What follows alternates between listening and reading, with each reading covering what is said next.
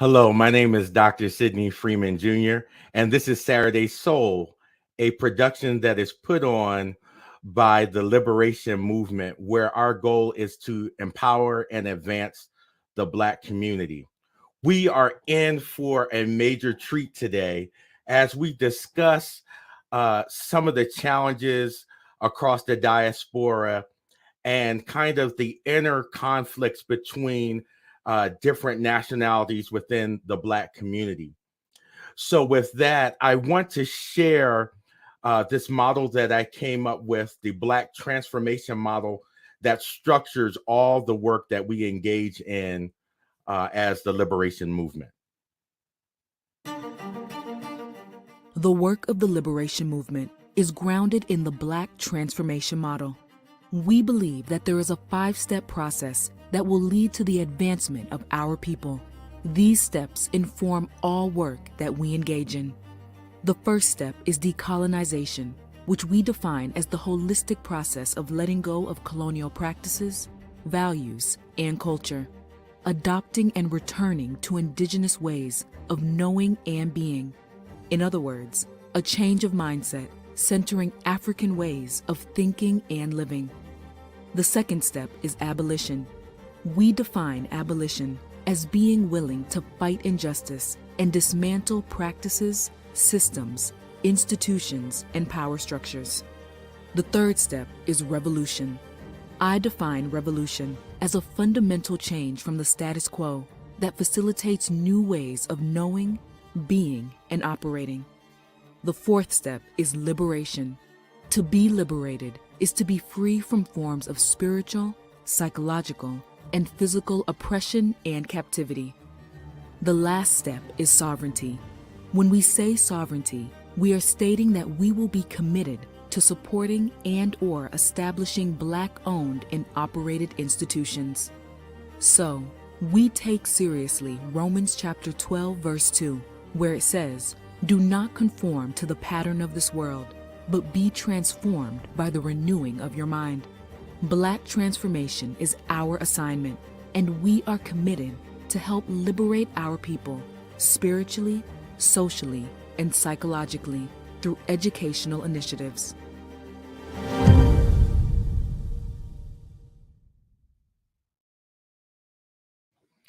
All right. Well, we have two special guests with us that are going to provide informed information regarding our different nationalities within the Black community and ways in which to kind of frame and discuss this particular issue.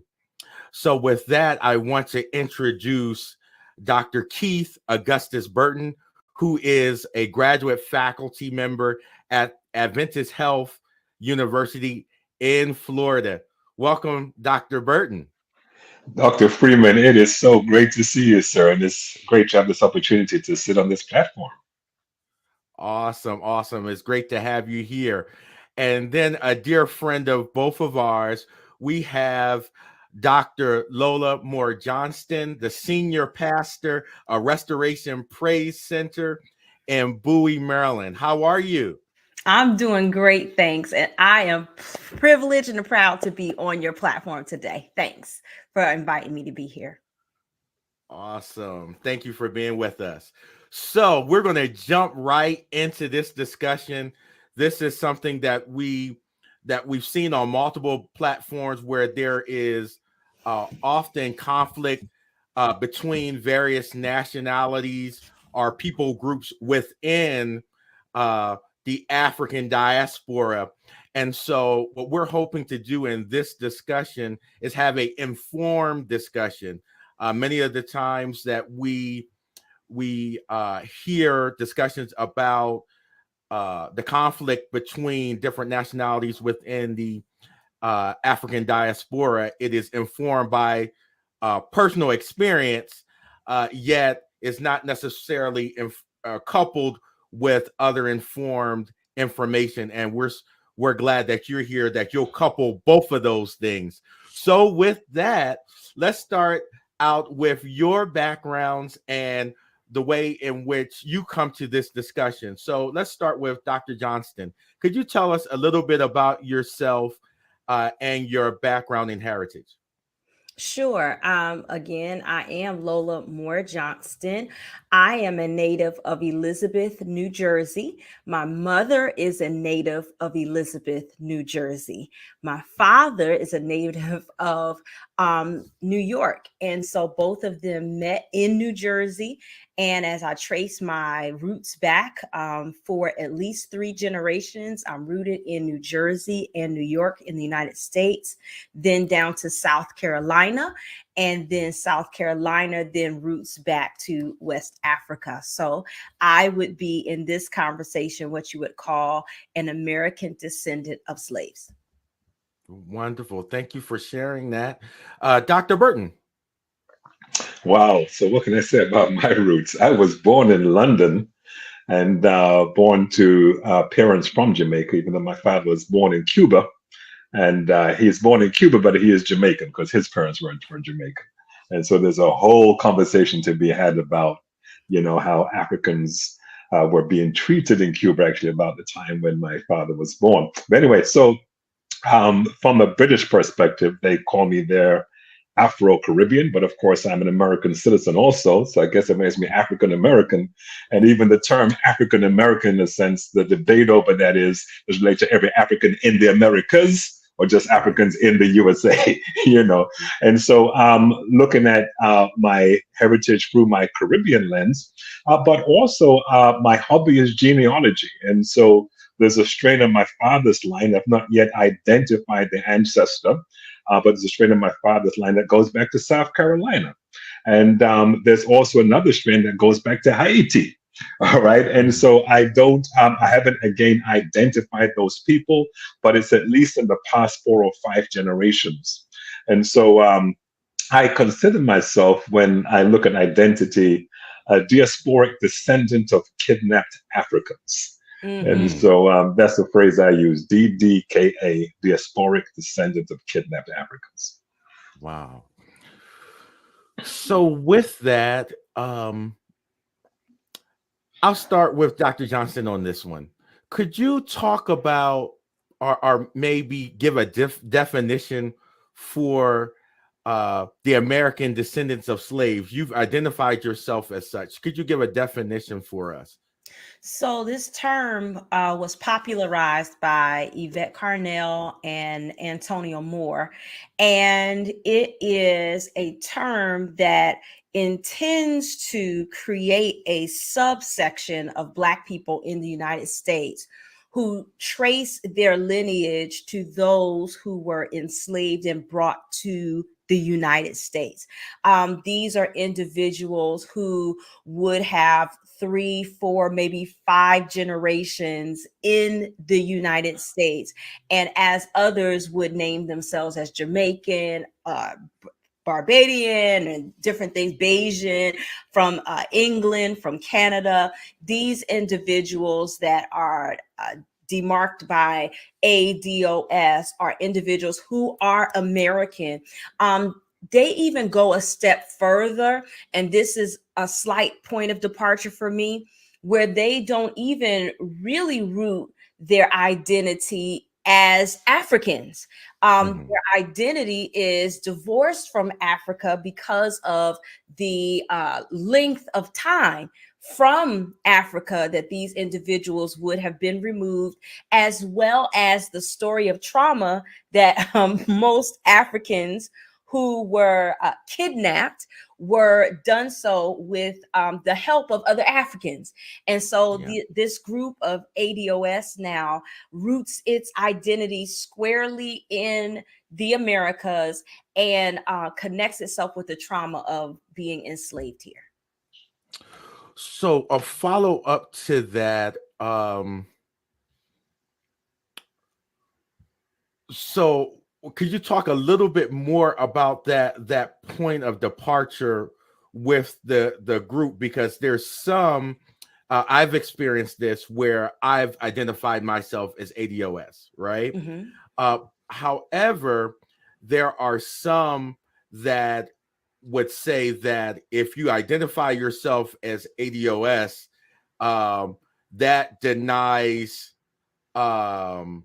connection to a Pan-Africanist way of thinking. And we're going to get to Dr. Burton to kind of define that for us. But could you kind of address that a little bit?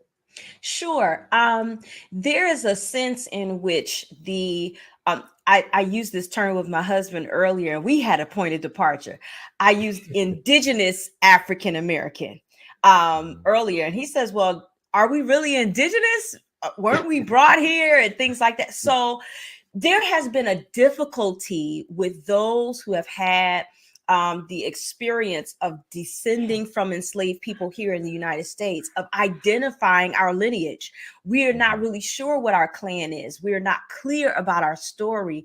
And so the desire has been to create a story, to create a clear line of demarcation that says, we are this and others are that. Not only so that we have a sense of identity, but also to identify our claim on resources and opportunities in this country, those of which we believe those who are our ancestors, say in the 60s and 70s during the era of Jim Crow, civil rights movement, have fought, bled, and died for and made available. But because of our similar skin color, others who are from other places are able to lay claim to. And so the other desire is to have a line of demarcation in order to set aside resources and opportunity. And so that's why this conversation is, I believe, so heated. And because the question is, who has the right to the opportunities that have been made available by those who fought for Black descendants of slaves, African descendants of slaves? What is that group? What are the clear demarcations? How does one qualify? And then who are the others? How do we, interact with the others? What are our expectations of others as they come to the United States for their own opportunities? Is there a place where we cooperate, or are we competing against one another? And what are the rules for those competition? How do we compete with one another? Do we compete with one another? Those are some, I believe, of the implications of this conversation, which I think we're going to bear out as we continue to talk. Wow, that's really helpful. Dr. Burton, can you help us with the Pan-African definition and maybe some philosophies behind that? Okay, sure. Yeah. So when we talk about Pan-Africanism, I see two basic roots of this whole concept of Pan-Africanism. There, we sort of have the philosophical foundation, and of course, we have the practical foundation, and there may be even three. There's also the experiential. And so we go back, for instance, to the Sons of Africa, going back to the days of Olajuwon Equiano in the 18th century, who formed this organization in London. And Olajuwon Equiano, you could read his narrative in the Penguin paperback Slave Narrative. So he's the guy who was taken from Nigeria and managed to escape, and got his freedom, and actually worked with William Wilberforce and others to abolish slavery. And so we have the first Pan-African movement that was sort of formed under the Sons of Africa label. And then, of course, when we look at the end of the 19th century, the move towards Ethiopianism, and some of the work I've done with Elder Bradford, for instance, in the Seventh in Africa, we talk about this move when a number of the churches or Christians in Africa decided, we don't want the Anglicans, we don't want the Dutch Reformed, etc. We're Ethiopian, and so that was sort of a Pan-African quest right there. But from a philosophical perspective, when we get to the early 20th century, the Pan-African Congress, for instance, the first one took place in London, which was spearheaded by Du Bois, and so there were. I think of the leadership was mostly African American, but there were some representatives from the African continent, and so this was, I guess, a part of his broader talented 10th, approach to try to develop at least this intelligentsia that would help to raise the masses. And it's probably one of the reasons why he had issues with sort of the more practical leader, which was, of course, Marcus Garvey with his Universal Negro Improvement Association. And Marcus Garvey was a Jamaican born in the parish of St. Anne, spent many, many years in Panama, interacting with folk from different Caribbean nations who were helping to build the Panama Canal. And he noticed that the plight of Black people were the same everywhere. You may change the zip code, but the experience is the same, And so he basically decided that the seat of power, even then, even in the height of segregation, the seat of power was in the United States of America. And so he emigrated to the United States of America. Headquarters of the UNIA were right there in New York, where you had members from the Caribbean, members from Mississippi, from Louisiana, from all over. I mean, it was a united front. And of course, from this whole notion of Pan-Africanism, we see the birth of such movements as the Nation of Islam. Nation of Islam. We see, of course, there's Elijah Muhammad, who was from Birmingham, Alabama. Elijah Poole from Birmingham, Alabama, Baptist preacher. Okay, and then, of course, some of the converts. And we look at Malcolm X.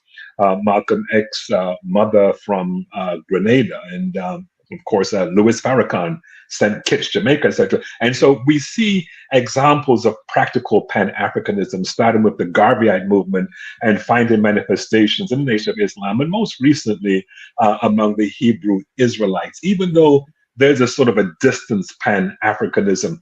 But of course, from the standpoint of the African continent, I'm not sure if we're going to get to this a little later, but there are different forms of Pan-Africanism, for instance, with the formation in 1961 of the Organization of African States.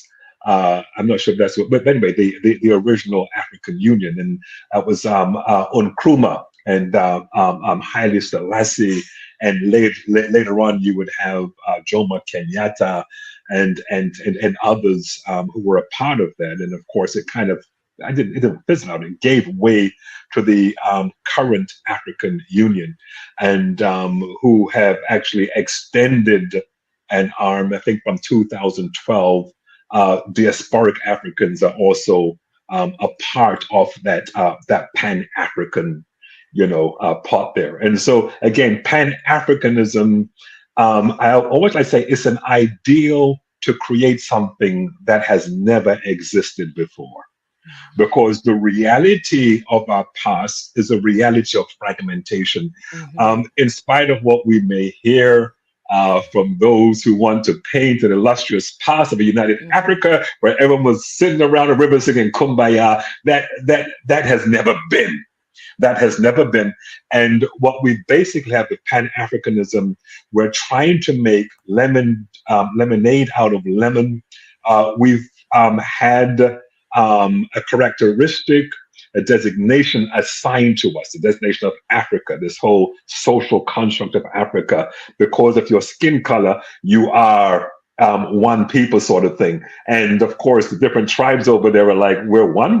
Who said we're one sort of thing? But then when the others who said that they were one because of their light skin color begin to come in and destroy and divide, do everything else, they're like, well, maybe this one thing is not too bad if we want to save ourselves, in a sense, right? And I think that's sort of the quest towards Pan-Africanism. How can we pull together to sort of confront the common threat that we have from the oppressor, which, by the way, is not necessarily as unified as they would like us to think.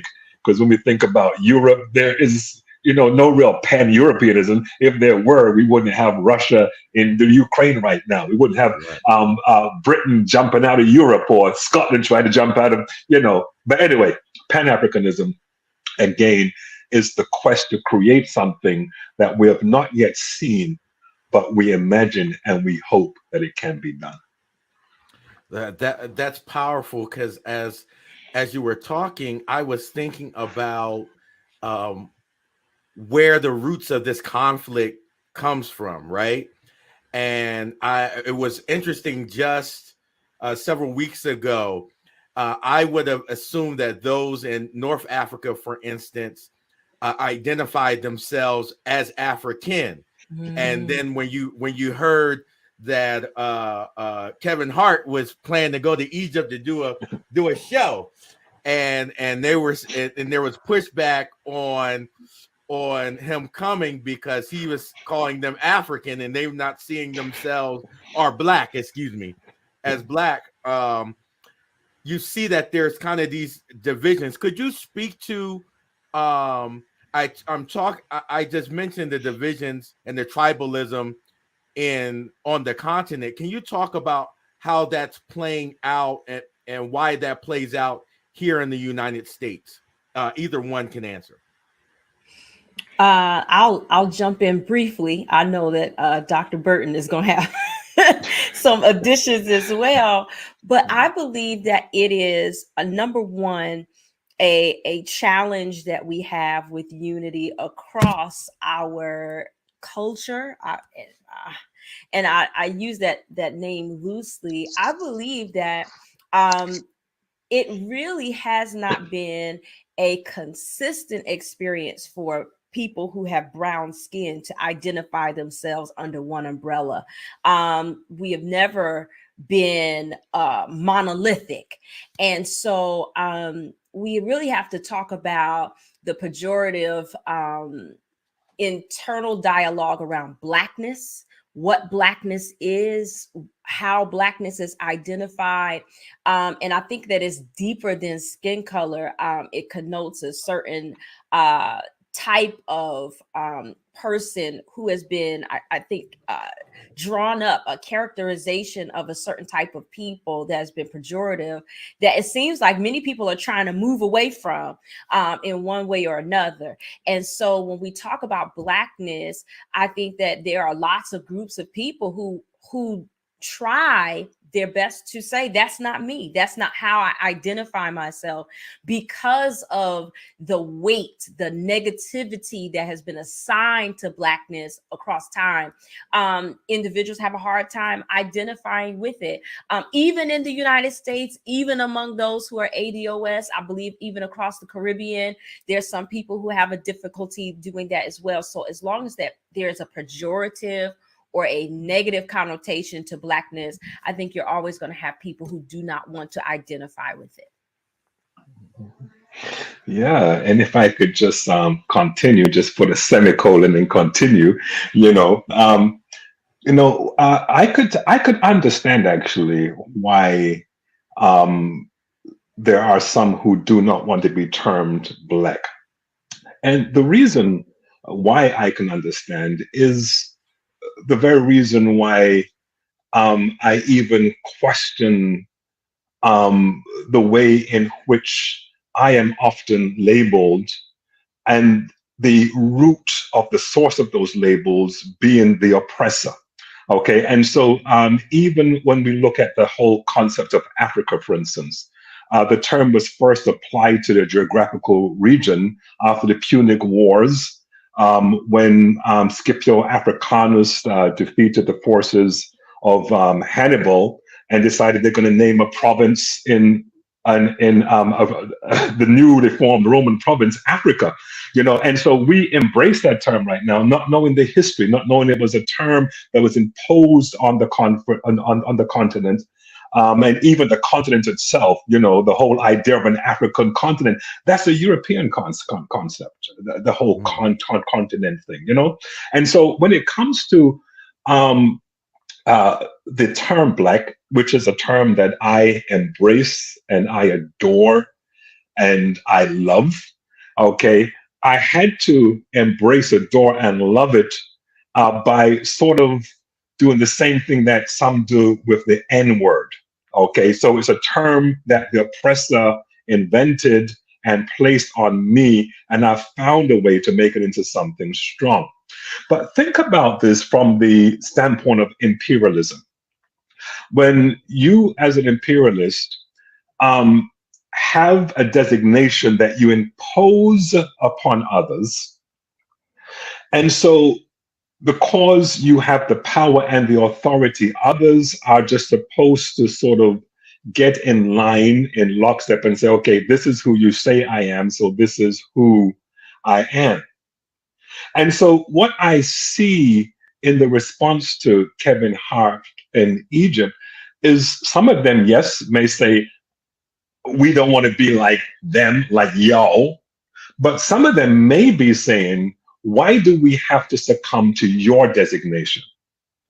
Why can't we allow our own understanding of who we are to stand? And so I think, again, this is another opportunity for us to take a look at ourselves and the way in which we use language. And we may be imposing our own categories of understanding on others who are saying, well, that's an American thing. That's a Caribbean thing. You know, don't impose it on us because that's not how we view ourselves. Not necessarily saying that we don't necessarily associate with the system, the struggle. Well, actually, that's less of an argument for folk in Egypt because many of them don't, you know. But in other places, with Ethiopians, for instance, I see some Ethiopians saying, "Well, we're not black," etc. But a part of that could be down to Haile Selassie's statement in his autobiography, "My Life in Ethiopia's Progress," when he sees himself as the 225th, and of course, this is Ethiopian lore in a sense. He says he's the 225th in the line of kings that descended from King Solomon, the Queen of Sheba. And so he identifies with being Semitic rather than Hamitic.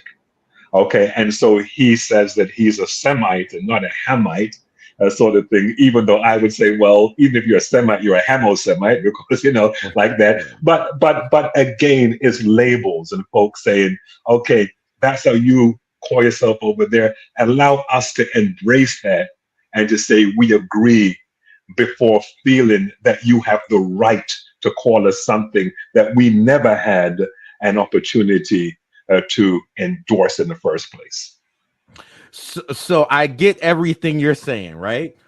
But when I think about the discussions here in the United States, I remember having a discussion with a young lady, and she was from Trinidad.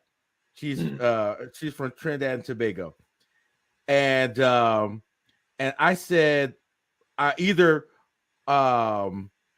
as Black people or African American. She's like, I'm Trinidadian. I'm not, you know. So, and it was almost like it came off as looking down upon those that were not. And so while I understand kind of this people wanting to be able to name themselves, identify themselves in particular ways, when it plays out here in the United States, I've seen in more recent conversation, even amongst Black students that come from the continent, it's like their experiences, their upbringing, their background is somewhat better than ADOS people.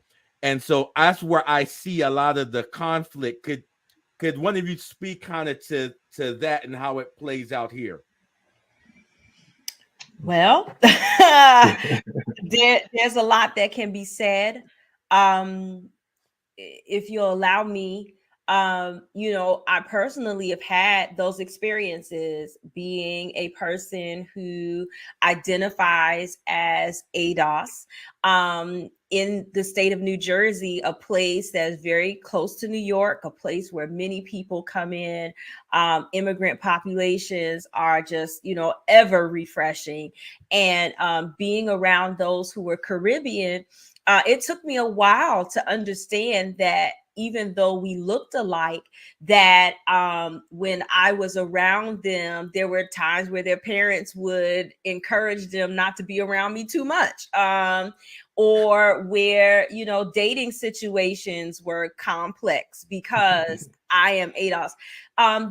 There has been experience where individuals who are who have immigrated into the United States have seen those who are here or who have been here for some generations as there's a term that is floating around, akata, an African term that talks about, wild or, like feral, and so uncouth, untrained, without class and things like that. And there has been a lot of experience around, those conversations, that lore, about Black people, Americans, and however you want to term it.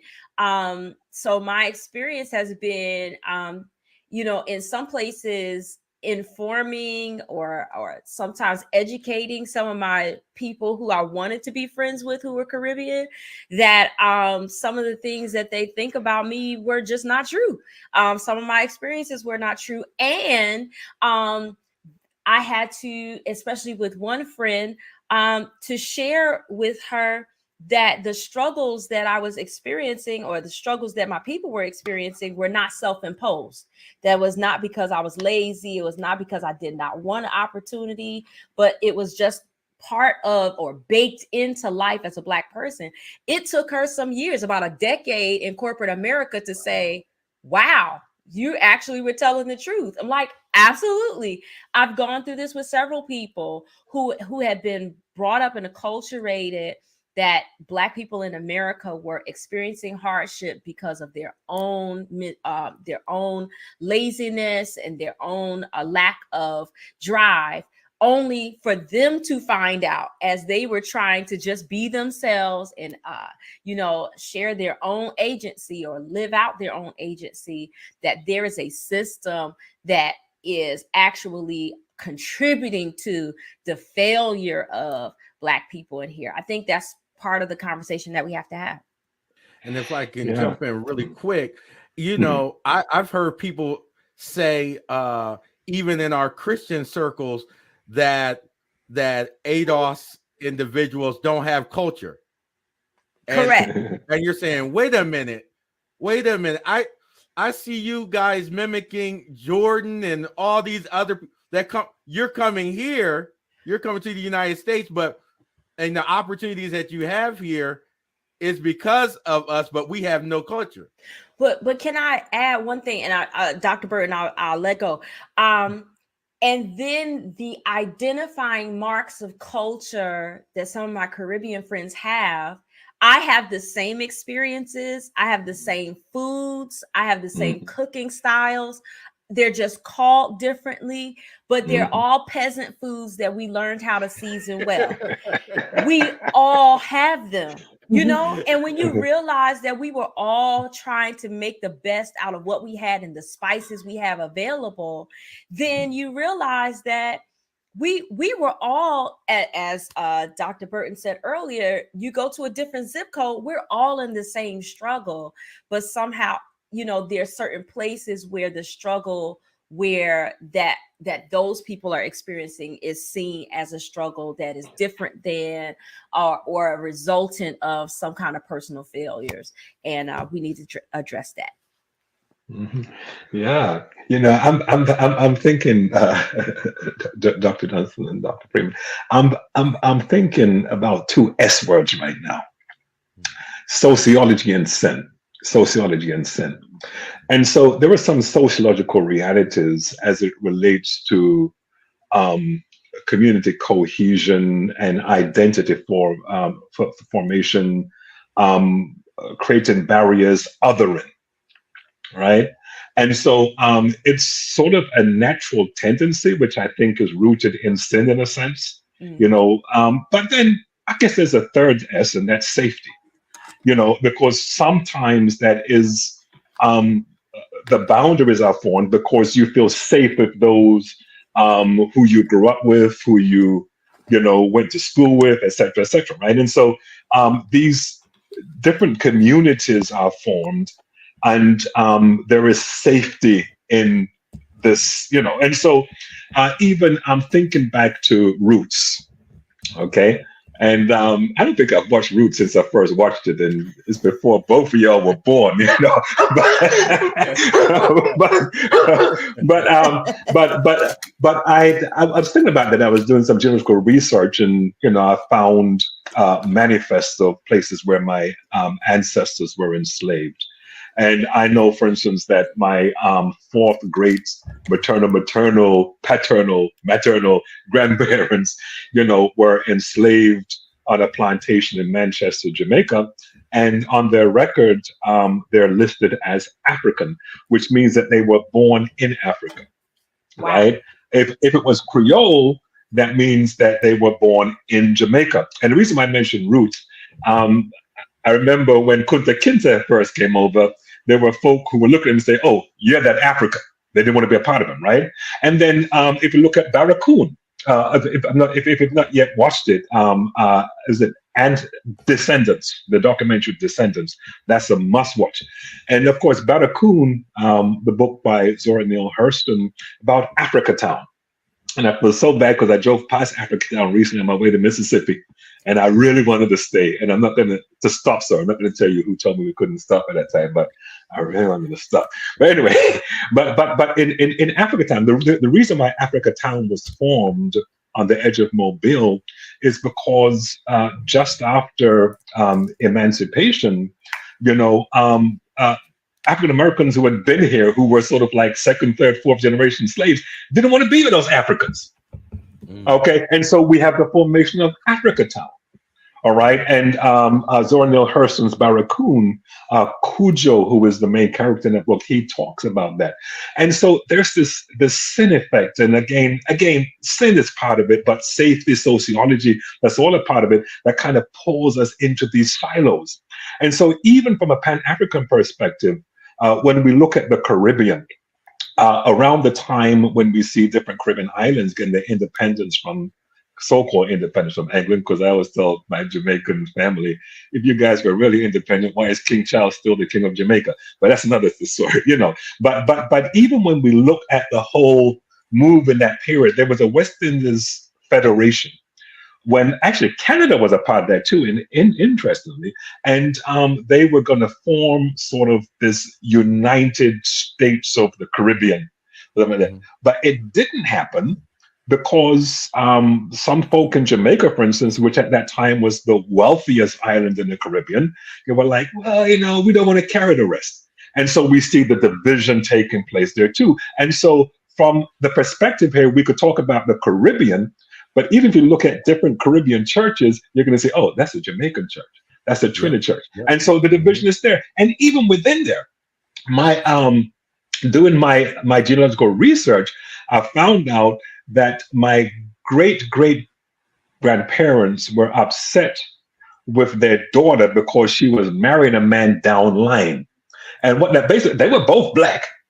They were both black, but he was from a different part of the country. And his ancestry, I found out, was probably more Ghanaian than Nigerian. I'm mostly Nigerian. All right. And so there were issues there too. And so again, sociology, sin, safety, separation, that's all a part of it. That's why I say we're involved in an experiment right now, an experiment to kind of raise the ignorant lenses that I believe the oppressor has, you know, kind of put in play so that this division continues. The division continues, and we're not looking at the reality that we're in the same boat. We're in the same boat. And I could still hear Rodney King crying out, can't we all just get along? Get along. Yeah. Get along. Yes. Yeah. So with that, you did a wonderful job both explaining kind of the ADOS movement and also the Pan-African movement. Can they be reconciled? I think, sorry. No, go ahead. Yeah, I think absolutely. I think they can be reconciled with a recognition. I love it. You know, I'm a preacher. I love when I can get like reconciled with a recognition, you know, and that recognition being what I just spoke about, you know, the fact that we do have these sociological groupings. Okay. And so the whole concept of Pan-Africanism is one where we have different sociological groups coming together and saying, listen, we have a commonality, let's move forward on this common struggle. And so we're not diminishing the differences. We're not diminishing the differences, and we're even affirming certain things. Like, for instance, when we look at the ADOS call for a separate line on the census, for instance, I personally fully understand that, because I could understand why there would be anger at the reality that the struggle has taken place for so many years on this soil. And somebody can come from Nigeria last year and benefit from everything without having contributed to the struggle, and even at sometimes looking down at the very people who enabled that platform. Okay, so I think there needs to be a recognition that we do have these sociological distinctions. There are real sociological distinctions, and there are things that we contribute. You know, we got the R&B from my African American brothers, and guess what? The R&B is what influenced the rock steady movement in Jamaica. You know, and then we got rap over here, and rap was influenced by, again, the Jamaican toasting and stuff, you know, and so we see this interplay taking place, and I think we can celebrate those things that have made us who we are from a cultural perspective. Let me say this, from a subcultural perspective. Okay, because there is an African culture, and as you go through the different families, the different groups, the different clans, you know, you see certain things that, you know, oh man, you see something like that too? Yeah, man, you know, like that. Oh man, you eat that too? We call it this, and we call it, but it's the same thing, you know. Like, you know, I mean, you may call it grits and everything. I mean, call it turned cornmeal, right, etc. It's just the same thing. It's the same thing. And so it's just recognizing that there are differences which can be celebrated because they make us who we are. But those differences should not be used for negative othering that keeps us always marking time, or sometimes even moving backwards. Mm-hmm. Mm-hmm. So before we get to the reparations piece, I did want to ask a question around colorism. Right, and how does that play into the whole discussion?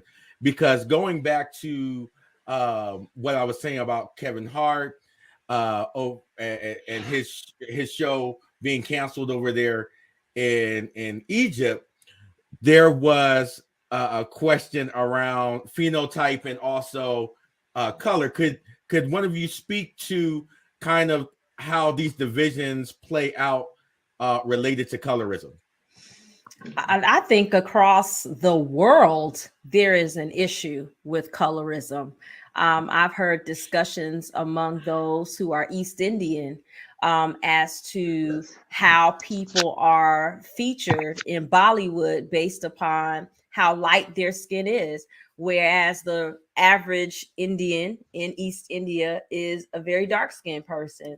I think that across the world, that features that are more complected towards Eurocentrism are those that are favored. And even amongst the American descendants of slaves, we have a huge issue, north and south, east and west, amongst people based upon what color their skin is. I remember hearing the story of the paper bag test and how there were clubs in the north and the south where you could only get in if your skin was lighter than a paper bag. You know, there are these parts of our history that have further divided us and created even more of a subculture amongst light-skinned and dark-skinned people. I know certain people who are they are not allowed to marry people who are a certain complexion if they're too dark. If their children come out a certain complexion, there's conversation. We've heard conversation around Meghan Markle, you know, and Prince Harry's children, and the royal family wanting to know how dark the skin is going to be. That skin color there is another classist way that people are put into permanent subclasses if they're too dark. And I don't know how we solve that, but we have to recognize that it is still real in 2023, that there are still people who have undue benefit because of their skin color, and it further divides us as African diaspora, Pan-African group. It is further dividing us. And here's the irony with all that. So when it comes to ethnicity, etc., whites have used this to disqualify whites from whiteness, in a sense, right? Okay, and so you are a mulatto, you are a quadroon, you are an octoroon, you are a mestiz. They had all these types of things, and it had to do with the amount of black blood you had in you, just so they can keep you in slavery. I have ancestors, my third great grandparents from another line of my family, who were born enslaved, who were quadroons. Okay, so their mother, that's my great-great-great-great-grandmother, Sarah James, was a mulatto, and this guy, Nicholas Groves, used to come and have relationships with her, and she had 3 children. He was a white, I'm going to use the word gentleman, I'm not going to use that term, but he was a white guy. They had 3 children who were enslaved, even though they probably passed as white. Okay, and so what's interesting, the blackness kind of disqualified people who may have passed as white from being white, whereas the very shade of lightness caused some, because of the brown paper bag test and other things, to feel that they were better than. And I think about this every time I watch my favorite movie. My favorite movie of all time is Stormy Weather. Stormy Weather. Okay, I've watched that time and time again. I probably watched it about 10, 15 times, right? So, but Stormy Weather, love it for the dancing, etc. But when we look at the actors, the main actors, Bill Robinson, Lena Horne, right? And of course, he's a dark-skinned man, and of course, a light-skinned woman. But next time you watch that, if you're like me, you watch it a lot. Next time you watch it, look at all the female dancers. Look at all the female dancing crew. They're all light-skinned. They're all light-skinned. Every single one of them. And I said, there is a reason why. For some reason, the male characters could have dark skin, but the female characters had to be light-skinned. And I think that's part of this sort of brainwashed ideology that if you marry a woman with lighter skin, then somehow you have achieved, in a sense. And we see that being pushed even in the narrative of what I believe to be one of the best black movies of all times, Stormy Weather. And that's one thing that hits me. In fact, I try not to think about it when I'm watching it, because I want to enjoy the movie. Well, we hear that debate about athletes and other people of status that particularly on the male side, is that they seek out white women or light-skinned women for those reasons. So I recently heard about this group called CARICOM. I hope I'm saying it correctly. Yeah. That is a movement to seek reparations for those in the Caribbean. Dr. Burton, can you speak to that? And after that, Dr. Johnston, can you speak to kind of ADOS's movement for reparations? Yeah. So CARICOM is actually it's a political organization called the Caribbean Community, and so they have immigration agreements, etc. So it's sort of like making a Caribbean state carrying on the work of the former West Indies Federation. However, you have certain key figures who are a part of CARICOM, and they're working on certain things apart from CARICOM, even though some of it is a part of the CARICOM agenda. And that's the work led by Sir Hilary Beckles, a Bayesian scholar from the University of West Indies, who is pushing hard for reparations. When the British Empire abolished slavery, they abolished the slave trade, and I think it was 1807, abolished slavery, 1833 came into effect, 1834. And then even though slavery was abolished in 1834, the folk who were quote unquote emancipated at that time had to give a 5-year apprenticeship. All right. So it was very much like sharecropping over here. So there's a 5-year apprenticeship where they had to stay on the plantations to help those who claimed ownership over them transition. In addition to that, the British government compensated every person who claimed ownership over other people, or every enslaver, every plantation owner was compensated by the British government. Okay, not a dime was paid out to those who were negatively impacted by slavery. And so Sir Hilary Beckles and others have been first and at the forefront of the reparations movement.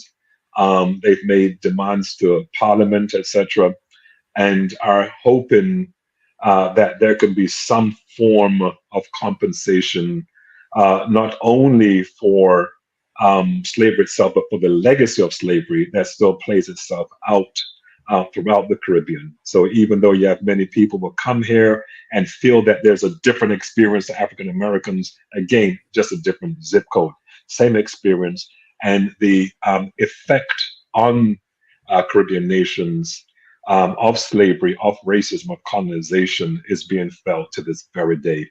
And so the whole idea of reparations for those, particularly in the English-speaking Caribbean, is something, yes, that is being heralded by those who are associated with CARICOM.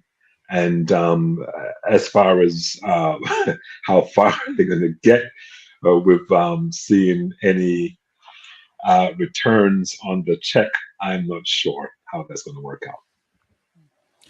And I want to, while I have this brief moment, I'm thinking about why can't many of the Caribbean islands let the, I don't think it's can we call it the monarchy anymore? Why can't we let it go? Yeah. I mean, kudos. I say my hero. Let me tell you this: my hero in world politics today, okay, is Mia Mottley, the Prime Minister of Barbados. Of course, she don't care, but Barbados has no sure if anybody's listening right now. Barbados has what, I mean, like less than 1 million people over there, right? But she is, oh my goodness, she is tough as nails. She is tough as nails, and she ranks up there. Another one of my heroes is Ellen Johnson Sirleaf, former premier of Liberia. Because I think if we had more women leaders, I tell you the truth like this. And one time I wasn't thinking like this, but if we had more women world leaders, particularly in our Caribbean African nations, I think we would see so much progress, so much progress. Anyway.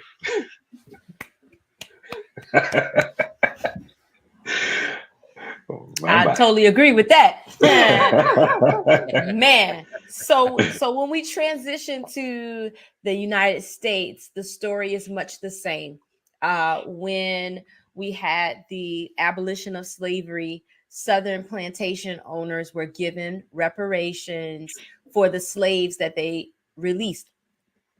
There was a promise given by Abraham Lincoln to those who had been enslaved that those individuals would be entitled to 40 acres and a mule. This is a starter payment that most people would have in order to begin to start a life in the United States. That promise was never fulfilled. And so it is very sad that most of those who were released from slavery starved to death. They had no access to resources, no opportunities, no jobs, no food, no shelter. And so many of them died.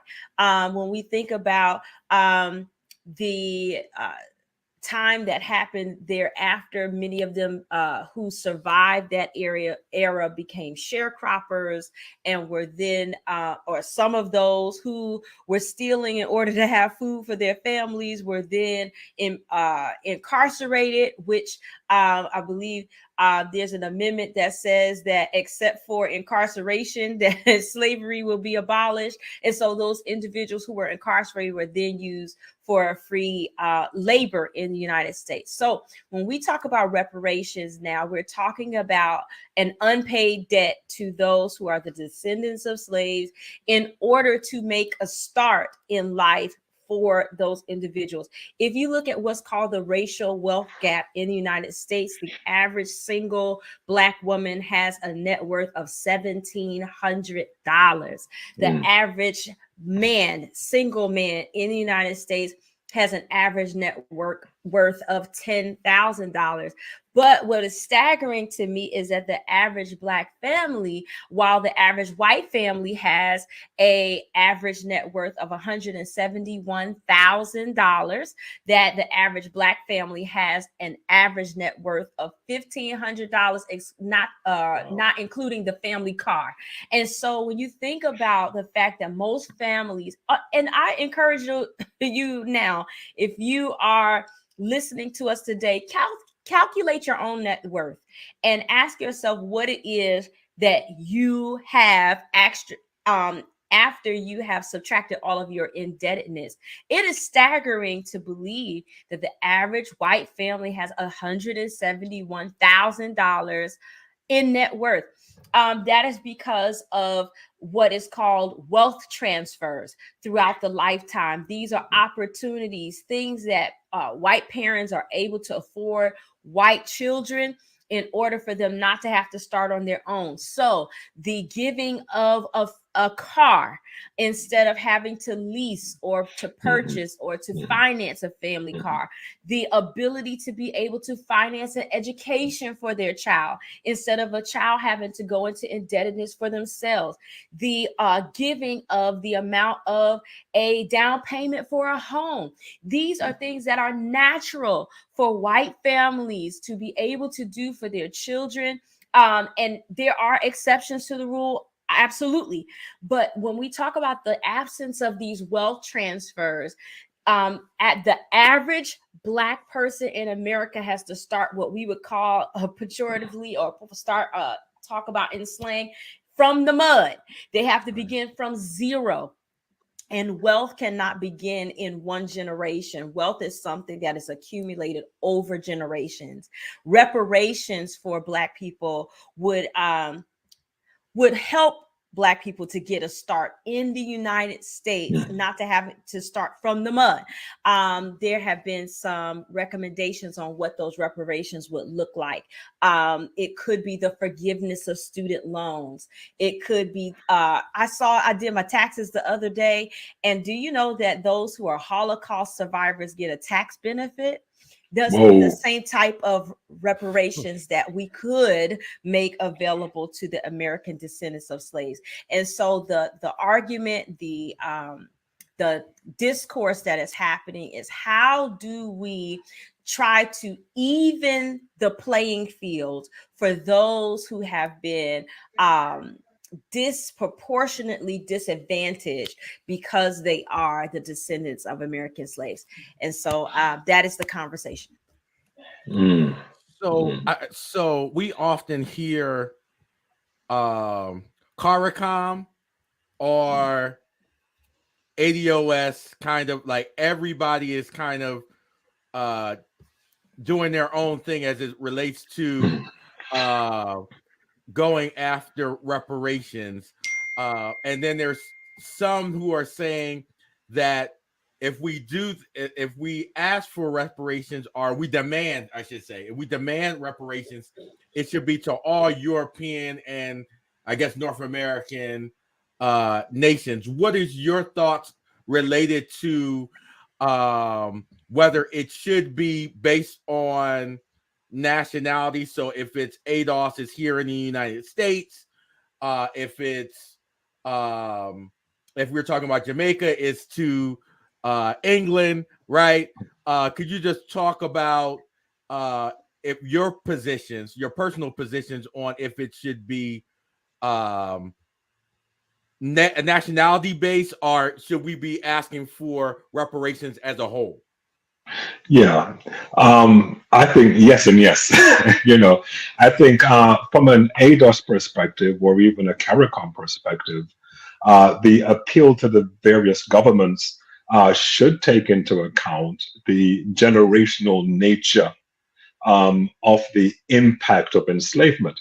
And so, yeah, I think it's basically unfair, for instance, if it was sort of like a homesteading thing, because of course that's what Martin Luther King's old bootstring analogy, right? Like, of course, I don't have boots. He's talking about pulling myself up on boots. I don't have boots, and he spoke about how folk would just come from Europe and just be granted acres and acres of land, and we never got our 40 acres and a mule. And so I think that economic start is something that's necessary. But I do think that as it relates to the United States of America, I mean, do I get two checks? Do I get a check from here and a check from over there? Like that. So I think there needs to be a level of fairness. Of course, there's some complexities. And so, for instance, I was speaking to Dr. Johnson earlier. I mean, I have a first cousin who was an assistant secretary of commerce in the United States government. Okay, his father's from Jamaica, his mother's from Delaware. I mean, does he get half a check? I don't know. So it gets complicated. It really gets complicated. Now, I was asked actually just in the past month. I was asked to serve on the board of directors for the Pan-African Development Forum. Right, so it's headquartered in Zambia, has a global board, and the Pan-African Development Forum was amongst a number of signatories that just appealed to the United Nations to, start a reparation fund for all those who were impacted by slavery, because again, everything gets complicated, right? And so when my South Carolinian African American ancestor was taken over here, who was the government in charge? It was the British. It was the British.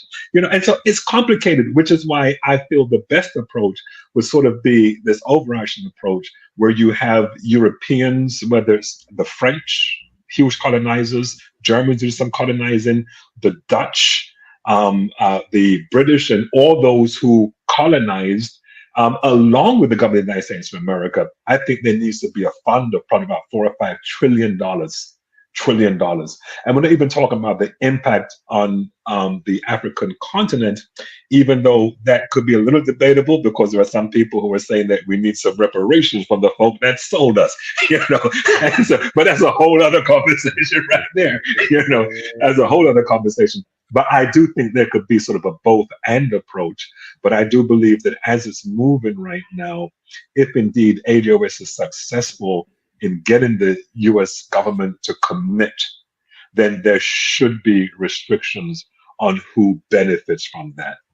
Because I personally believe that one who was born in London of Jamaican parents should just walk in and be advantaged by a struggle. And yes, I am a part of the struggle from a global perspective, but my tribe over here has had a long, hard fight.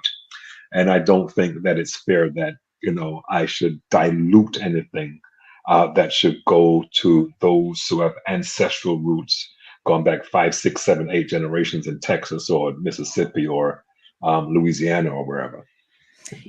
And to add to Dr. Burton's comments, it's not just the governments who have benefited from the enslavement of African peoples. There are corporations in this nation that have benefited greatly from the enslavement of African peoples. And so I've seen several corporations, several educational institutions that have implemented their own policies for reparations ahead of the government.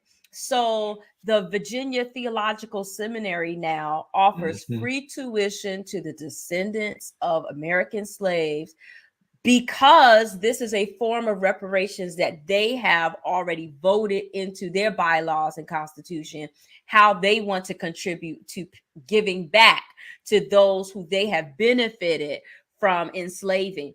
And I think other institutions can say, oh, well, J.P. Morgan Chase. Oh, I mean, we talk about Standard Oil and all of these other Mhm. institutions that have money. I mean, we talk about Wall Street. We talk about all of these institutions that have been built on the enslavement of people, and they do not need the government to go ahead of them in order to issue reparations. They can right now do things in order to benefit those who they know, who they have documentation that they have disproportionately disadvantaged through enslavement.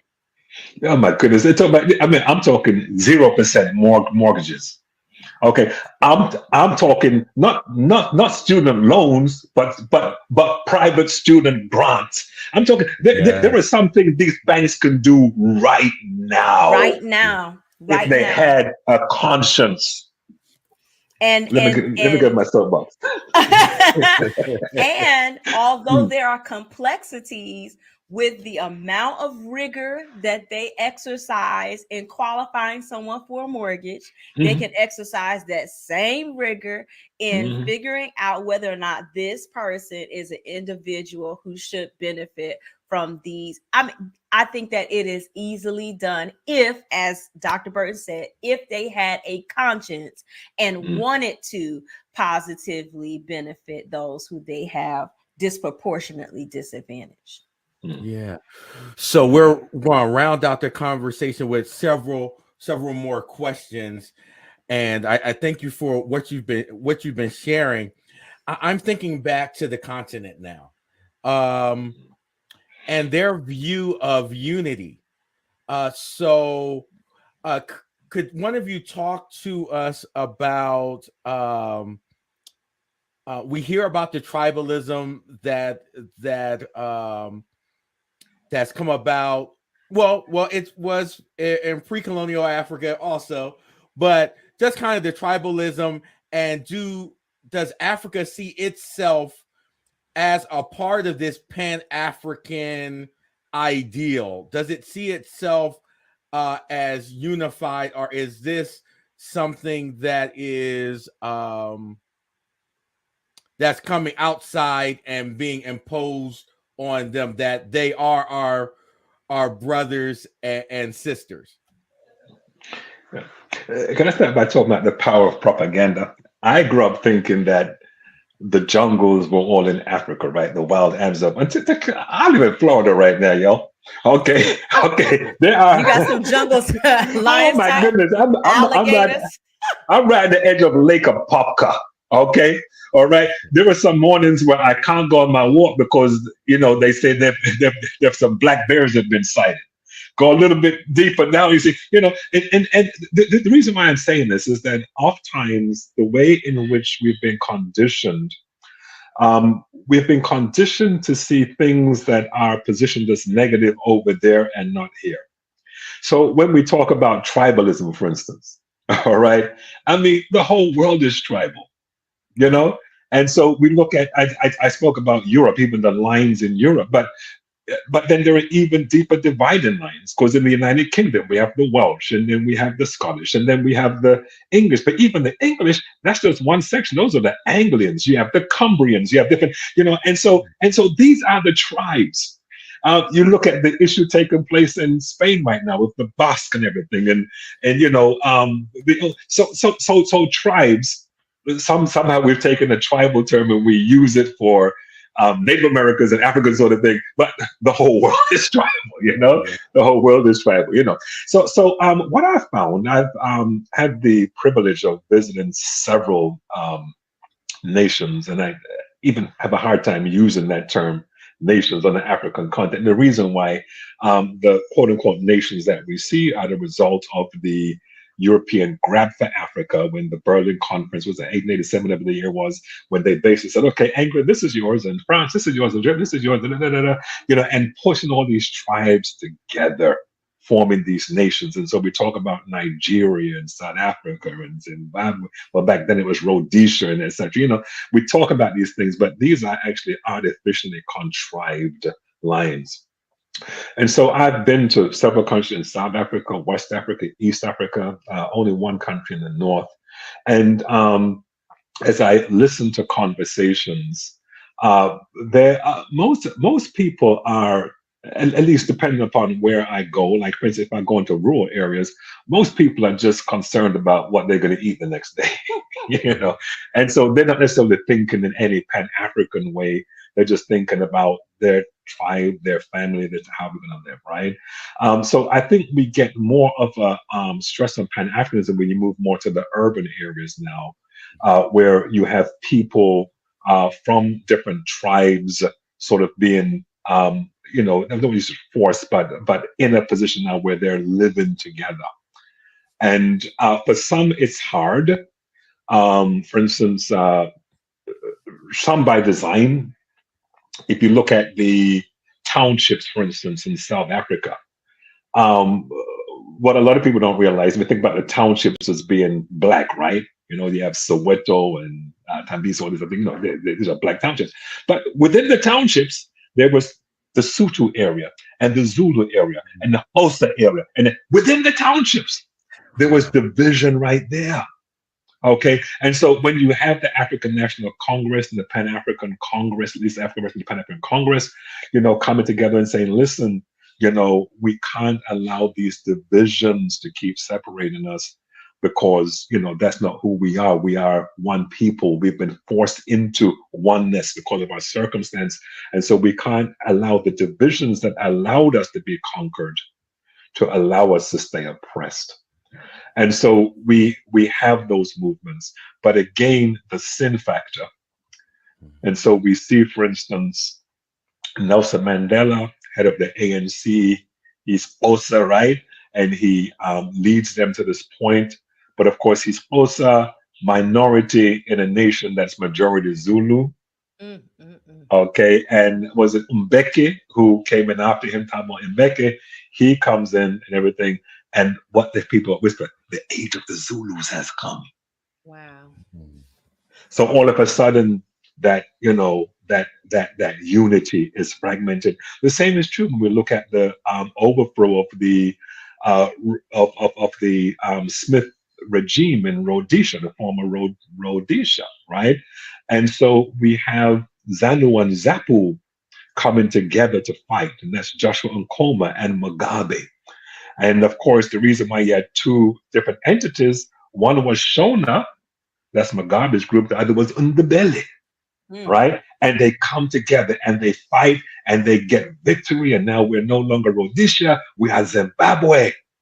But as soon as that happens, we see this huge Shona massacre of the Ndebele. All right. And so the sad thing is that whereas, yes, we do see some people who, and many movements in Africa, I spoke about the African Union formed in, at least the precursor formed in 1961, this whole thing of divided we fall, united we stand. But yet, this whole idea of isolation, sin, segregation, etc., it seems that we can unite sometimes to fight the common enemy. Then when that enemy is defeated, we're trying to find a new enemy. And so we have those two platforms in the continent. And as I mentioned, the board that I've just been invited to serve on is an African-based board, which is committed to Pan-Africanism, but it's by no means shared by everyone. So I appreciate you bringing up the sin quotient in this situation. So how do we fight this white supremacist logic that keeps us divided? One of the videos I saw on Instagram recently was this challenge, even on the continent, to move from country to country.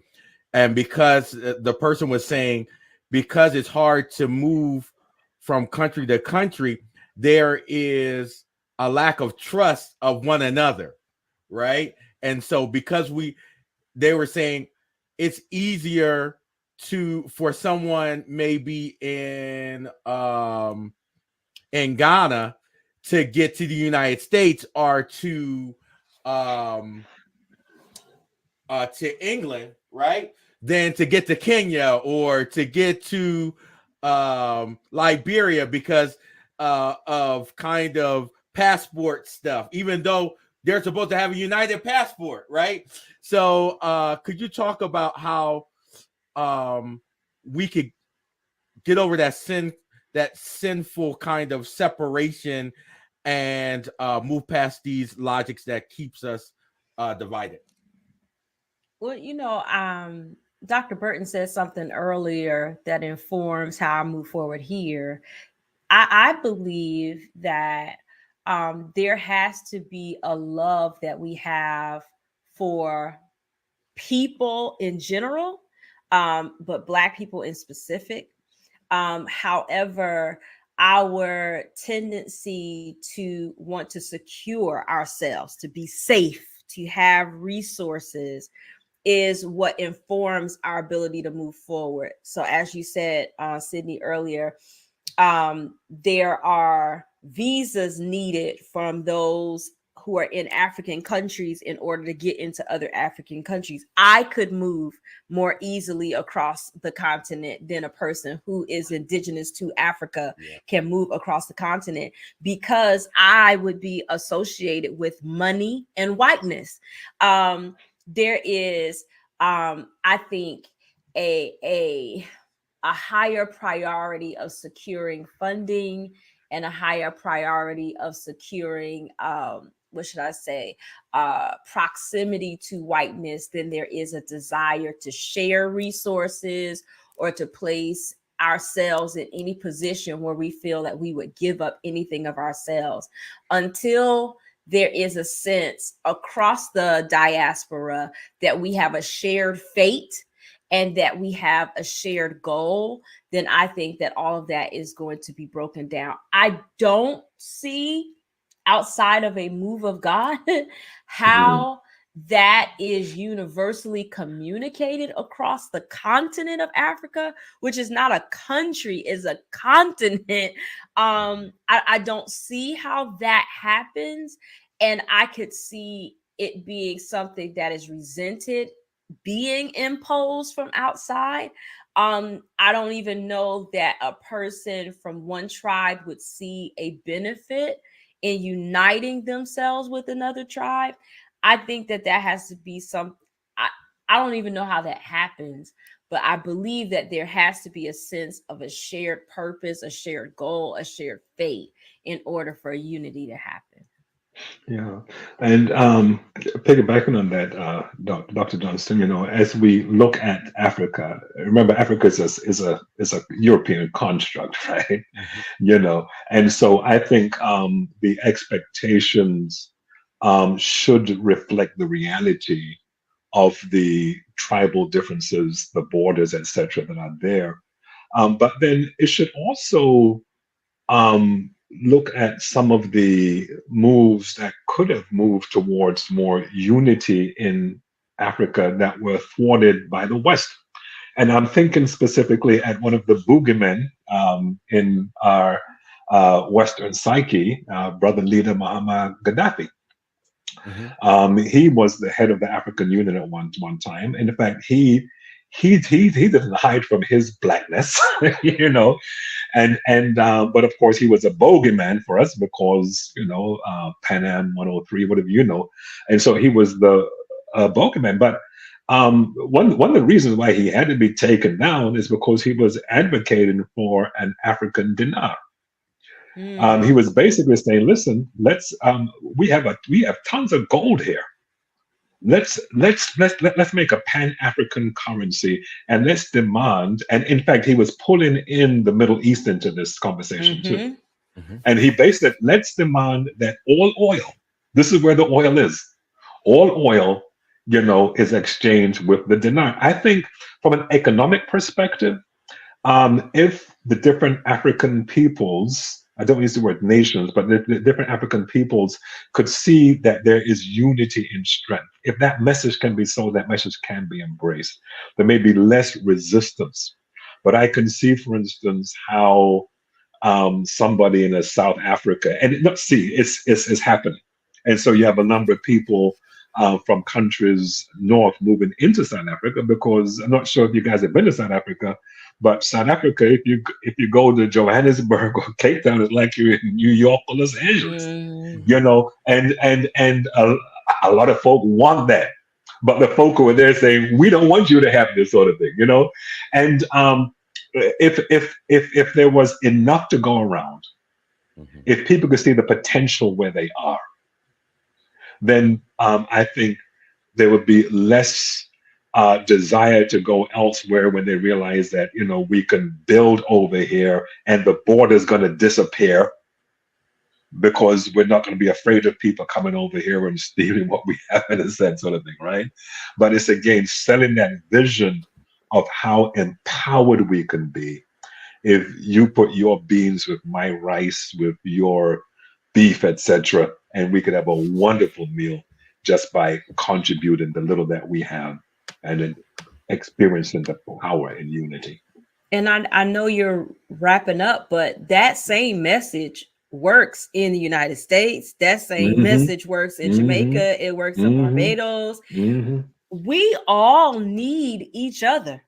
Right. We all need each other. And if, I'll say, in the United States, if we as ADOS came together, unified our funds, if we unified our resources, if we unified and created a brain trust, there are so many industries that we would be able to run based upon our resources, based upon our access to information, our creativity.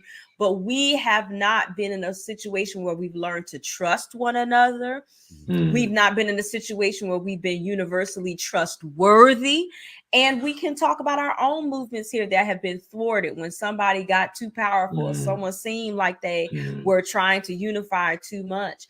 We here in the United States and in the Caribbean and across the diaspora need this message that unity, there's strength in unity, and we will not be able to survive without one another. So with talking about the United States, I want to bring it home to the religious community, to the church. What is the role of the church related to this topic? If we're talking, and I'm talking specifically in the United States, where one of you said that we have Jamaican churches, we have predominantly ADOS churches and other groups. What is the role of the church in moving us forward and navigating these wars amongst our ethnic groups within the African diaspora? Marvin Gaye asked a question: what's going on? Too much happening, right? And what's going on, I think, is responded by another line from Bob Marley. Too many of us are encapsulated by mental slavery. Okay, our minds have been captivated by the oppressor that wants to see us continuously in a subversive, position. Because in so doing, the few at the top are able to maintain their control. And so I think, and I do this all the time, I just spoke a Black History Month sermon at a majority, Caribbean church, and I chastised, which I always do, and so because this whole notion of embracing a past that never existed, in the sense of, okay, African Americans were enslaved, but we're Jamaicans. Negroes, I'm gonna say something else. Negroes, your history is the same. Okay, you may have more blacks on the island, but the effects of slavery, etc., are the same. And so, how do we move to the next level? I think we move to the next level by embracing some of those principles espoused by Marcus Garvey and others, even the Nation of Islam. The Nation of Islam, great example of what could happen when you kind of pull your resources together. At its heyday, Nation of Islam had several farms down south, had a number of grocery stores, had banks, had ships going back and forth, taking in things. In fact, Nation of Islam had so many job vacancies that they had to start hiring white folk. I mean, seriously. Wow. Yeah. I mean, it was that good. But unfortunately, the very spirituality that pulled together, religion kind of took them down, right? Because after that, they lost everything, And I think we have an opportunity to understand what the psalmist meant when it says how good it is for brothers and sisters to dwell together in unity. In our churches, I've been to inner city churches where most people are renting accommodations. How about getting together, pooling your resources, buying a couple of apartment buildings? Rather than paying in New York $2,500, $3,000 a month for rent, you could be contributing $1,500 to the mortgage. And if you, with 3 other people, bought a 5 or 6 unit building, you could be pulling something in by others who are paying that much for rent. But if we could just find ways in which we can harness our resources, and I think being in a church allows us that opportunity, but not if we think too churchical. Bob Marley, another one of his songs, now that I know that the preacher is lying, I feel like bombing a church. And what he's basically saying, this whole thing of just talking about the pie in the sky, it's all about they're not looking at the strength that we have right now, that we can make a difference right now. Because at the end of the day, when I walk into an interview room and folks see me, they don't know where my parents are from. And they've already made up in their mind. Who I am, especially if I'm like first generation, and I can't do a little bit of the twang, because sometimes the twang can help you get a job, right? Etc. And so, but we are in the same boat. And we need to find ways, creative ways, to harness our collective so that we can move to that next level. Here in the United States, here in the DMV, in Maryland, there is a collective of church, empowerment collective. It's about 70 churches here in the area who have pooled their resources so that when they go to banks, when they go to apply for mortgages, their members can apply under this umbrella so that they get benefits from these banks based upon their collective resources. Wow. These churches have come together as pastors. I mean, major projects that they have as churches, and empowering other pastors who may be smaller, who have smaller congregations, with the resources of larger churches in order to be able to benefit individuals in the community. We all have that power. We represent a denomination that has that power. My particular organization pulled in $40 million last year. $40 million under its control, having something like 120% of their operating experience in reserves now. So these are opportunities now for our organizations to now come together and pool resources. But we don't have to wait for the parent organization to do that. If a number of congregations were to come together and to pool their resources and say that our fate is united, we're going to pool our ability and we're going to make sure that our churches have something. We may not be able to individually have an apartment building. Can 5 of our churches come together and have an apartment building? And as we bring that together, if we were to unify that, then can we then use the capital from that to then get another apartment building until everybody has one? I believe we can do that. But again, we have to love one another. We have to trust one another and believe that our fate is united. And we have to love the people more than we love the organization. Just give me 2 more seconds. Amen. You're good. We find ourselves doing things to advance the organization. So we want to build new buildings for the organization. We want to build longer legacies for the organization. And the people are floundering. Mercy. We have to, as pastors, fix our minds to operate on the behalf of the people, to make sure that they have legacy, that they have opportunity, that they have jobs. And I think that that is how we as churches can empower and bless our community. Win-win. Well, I want to thank both of you for the insights that you've provided. This was an amazing contribution to the discussion. With that, I did have a question around maybe some resources that may be helpful to our audience as they're trying to grow and learn more related to these issues. Are there some resources that you can recommend to the audience for us? Okay, I think I did some facing ones, like back there. Like, let me see, where is it?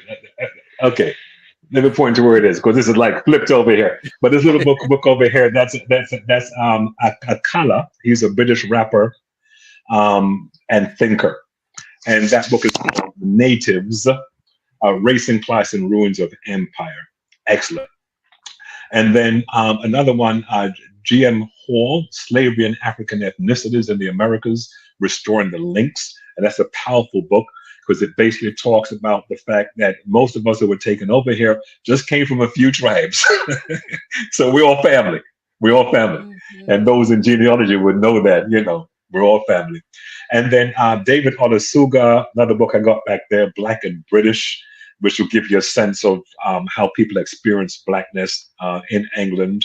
A couple others, Nathaniel Morel, things over my shoulder over here, Chinatown, Babylon, showing how the Rastafarian movement has, helped to advance the cause of Pan-Africanism. Then, of course, the oldies, I had to have Walter Rodney there. And I have a recent version just behind me, how Europe underdeveloped Africa. And of course, Eric Williams is old, 1944, but to show how important it is, University of North Carolina, just in 2021, re-released it, Capitalism and Slavery. So those are some of the sources I would recommend. There is now, I know that these names have fallen into some disrepute in the last few years, but a few years ago, Tavis Smiley and Cornel West put together a curriculum for African Americans. And I want to suggest that it's about 7 or 8 books that come together to kind of tell the story of Blacks in America and to give an informed history and an informed foundation for those who are here. I want to recommend their curriculum for Black America. Wonderful. Well, thank you so much. I'm going to thank you on behalf of our audience now, just for the information that you shared. We want to thank you all for being with us, the audience being with us today. Please go to our website, the-liberation-movement.com, to learn more about the work that we're doing, and have a wonderful rest of your day. I am the Liberation Movement. I am the Liberation Movement. I am the Liberation Movement. I am the Liberation Movement. I am the Liberation Movement. I am the Liberation Movement. My name is Dr. Sidney Freeman Jr., and I am the Executive Director and founder of the Liberation Movement, which is a 501c3 organization that works with those who are liberated and seek to be liberated psychologically, socially, and spiritually through educational initiatives. To continue to provide the high quality programming such as Saturday Soul, we need your support. Your consistent monthly investment in the movement will allow us to continue to expand on the excellent work that is already started, such as decolonizing the Black mind curriculum that is already in development. So your gifts of any size via Cash App, Venmo, or PayPal would be a blessing to the advancement of this ministry. Thank you in advance for supporting and joining the Liberation Movement. Please remember